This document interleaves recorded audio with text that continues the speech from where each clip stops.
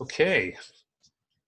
Hi, everyone. I'm Dan Troxell, and you've joined us for another ArtWeek TV Arts interview. And today I've got Reneé Watkins. Welcome. Thanks, Dan.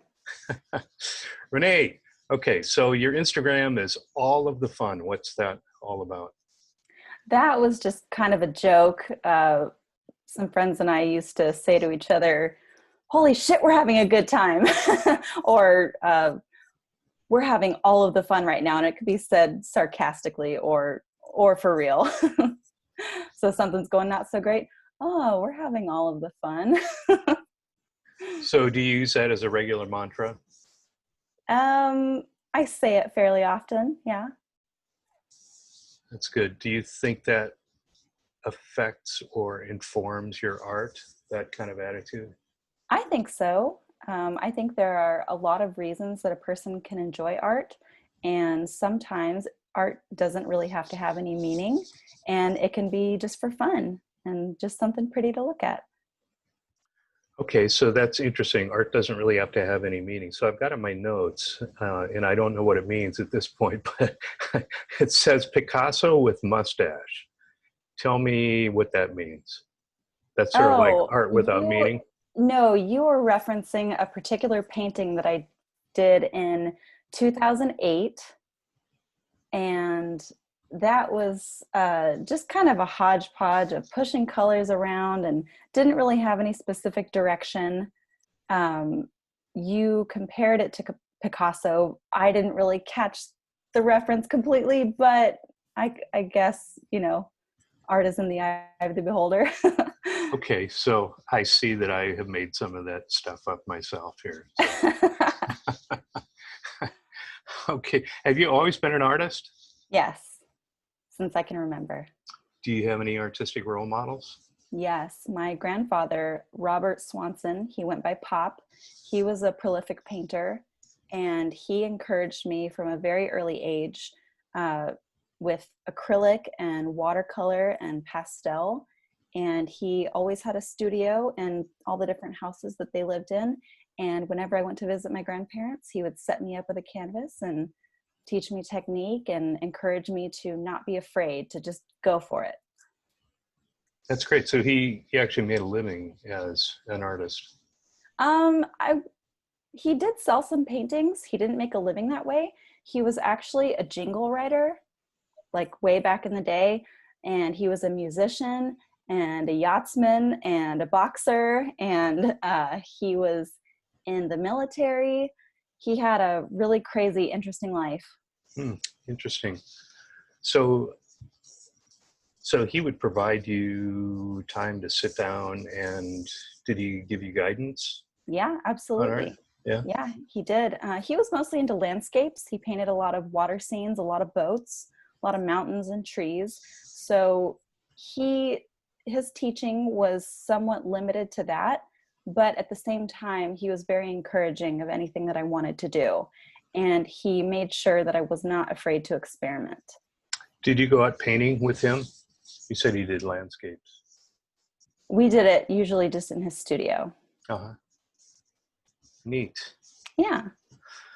So I was looking at some of the things that you did and kind of how you got to where you are today. And I see in my notes that after school, which was Long Beach City College in California.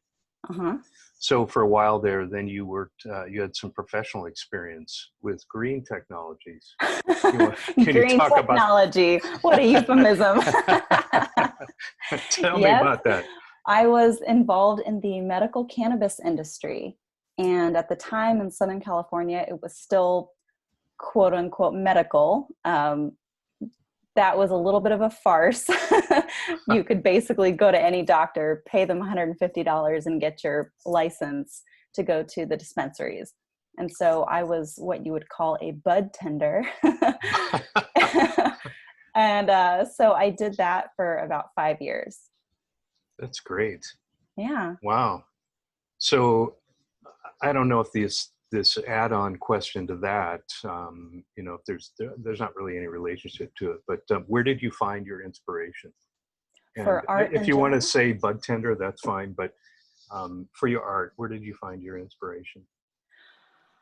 I think a lot of my inspiration comes from things that are very fluid. I like very smooth lines. I like things that take a very steady, delicate hand. And I really enjoy microscopic views of things. I've been into microscopes ever since I was a little kid, just completely fascinated by microscopic views of anything, be it hair or carpet fuzz or, paint chips, whatever. And so things that have little teeny tiny details and look kind of biological in some way, kind of abstract in that sense. I'm very inspired by the female figure. And I'm very inspired by bright color. Most of my art, when it's not pencil drawing or charcoal, involves a lot of color. So, oh, and faces inspire me. I like people's faces. I'm not the best at painting them. I tend to experiment mostly with self-portraits just because I feel like if I mess it up, I don't feel too bad. It's just me. I don't want to give someone else a wonky face and have them think, oh, that's what I look like. I know there's a condition where some people they won't recognize faces. So it's not like a blank spot in front of them, but they don't have any ability to recall someone's face. And I just keep thinking that there has to be some in between being able to do that and the sweet spot of the artist that can just see all that so perfectly. To me, it's when I have gotten a face right, or as right as I possibly can, usually it's a matter of looking at my reference over and over and over again to where I feel like I'm moving my head back and forth constantly. If I'm not doing that, then I find myself getting in a zone where I think, oh, I know what that face looks like. And I keep going. And before I know it, it looks nothing like what it's supposed to. So if I'm moving my head, I'm in good shape. And if I'm not, then, all bets are off. So you've had some shows recently, some shows around town, or at least one around town, and then some others in Iowa. Tell me about those. Yeah, I had my first show at Westminster Presbyterian Church. And so I had my art up there for a month.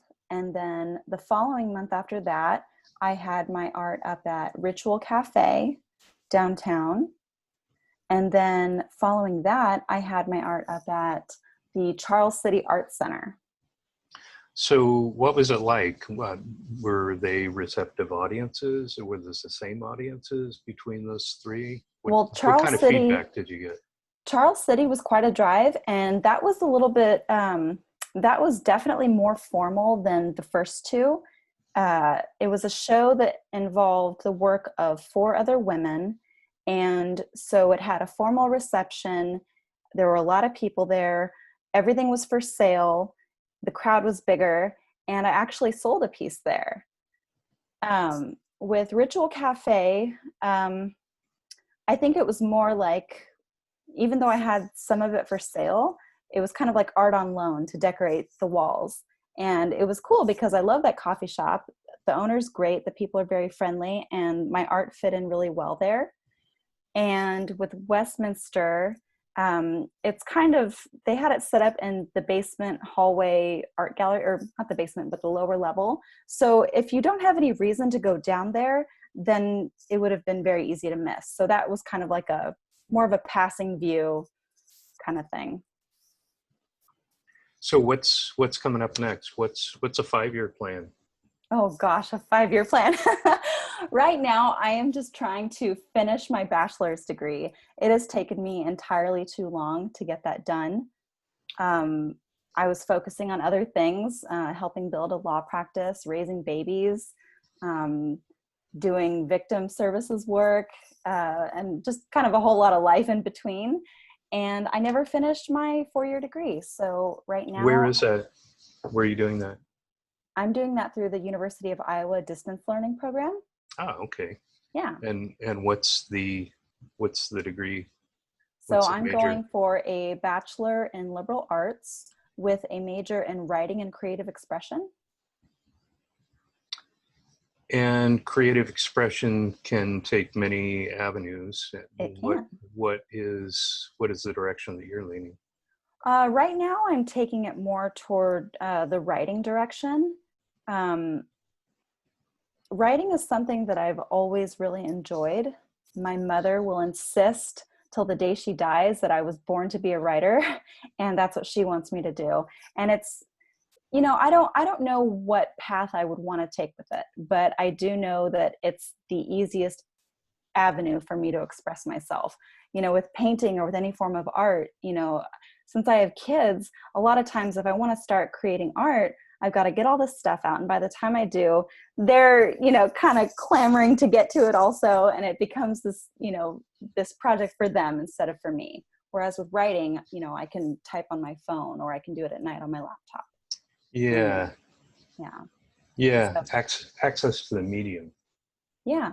And so I read a lot of poetry. I read a lot of essays. My sister and I, she was an art major at the University of California, Santa Barbara School of Art. And so she's working on this project right now that's very heady, very involved, has a lot of parts.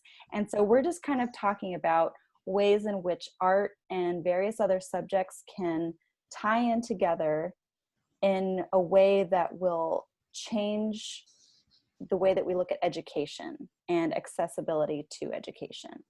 And so I've been writing a lot about that lately, and I'm not sure So, where it's going yet, but okay, it'll be so good. so that's interesting. So you're writing about that idea of new literacy in the arts or literature in the schools, or are Not so you much actually new working on a literacy.